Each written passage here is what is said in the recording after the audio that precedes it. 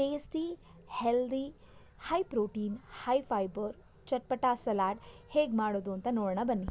ಇದನ್ನು ಮಾಡೋದಕ್ಕೆ ಯಾವುದೇ ಥರ ಗ್ಯಾಸ್ ಬೇಕಾಗಿಲ್ಲ ಅಥವಾ ಫ್ರೈ ಮಾಡಬೇಕಾಗಿಲ್ಲ, ಎಣ್ಣೆನೂ ಅವಶ್ಯಕತೆ ಇಲ್ಲ. ನಾನಿಲ್ಲಿ ನೆನೆಸಿಟ್ಟು ಮೊಳಕೆ ಬರೆಸಿರೋ ಅಂಥ ಹೆಸರು ಕಾಳನ್ನ 2 ಕಪ್ ಆಗುವಷ್ಟು ತೊಗೊಂಡಿದ್ದೀನಿ. ಇದಕ್ಕೆ ನಾನು ಇವಾಗ ಕಾರ್ನ್ ಹಾಕ್ಕೊಳ್ತಾ ಇದ್ದೀನಿ. ಬಿಡಿಸಿಟ್ಟಿರೋ ಕಾರ್ನು ಸಿಗುತ್ತೆ. ನಿಮಗೆ ಅಮೇರಿಕನ್ ಸ್ವೀಟ್ ಕಾರ್ನ್ ತೊಗೊಂಡ್ರೆ ತುಂಬ ಟೇಸ್ಟಿಯಾಗಿರುತ್ತೆ ಇದರಲ್ಲಿ.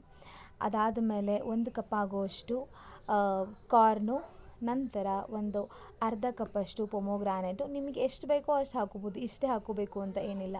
ಅದಾದಮೇಲೆ ತುರಿದಿಟ್ಟ ಕ್ಯಾರೆಟು, ಆಮೇಲೆ ಹೆಚ್ಕೊಂಡ ಕುಕ್ಕುಂಬರು, ಹಾಗೆ ಒಂದು ಟೊಮ್ಯಾಟೊ, ಅರ್ಧ ಟೊಮ್ಯಾಟೊ ಹಾಕಿದ್ರು ಸಾಕು.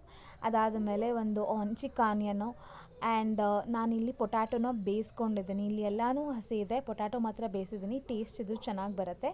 ಆ್ಯಂಡ್ ಕಟ್ ಮಾಡ್ಕೊಂಡಿರೋ ಕೊತ್ತಂಬರಿ ಸೊಪ್ಪನ್ನ ಕಟ್ ಮಾಡಿಕೊಂಡು ಉದುರಿಸ್ಕೊಂಡೆ. ಅದಾದಮೇಲೆ ಸ್ವಲ್ಪ ಫ್ರೆಶ್ನೆಸ್ಗಂತ ಮಿಂಟ್ ಲೀಫ್ ಹಾಕ್ಕೊಳ್ತಾ ಇದ್ದೀನಿ. ಇದೆಲ್ಲ ಹಾಕಿದ ಮೇಲೆ ನಾನು ಇದಕ್ಕೆ ಉಪ್ಪು, ಖಾರ ಹಾಗೆ ಹನಿನ ಹಾಕ್ಕೊಳ್ತಾ ಇದ್ದೀನಿ.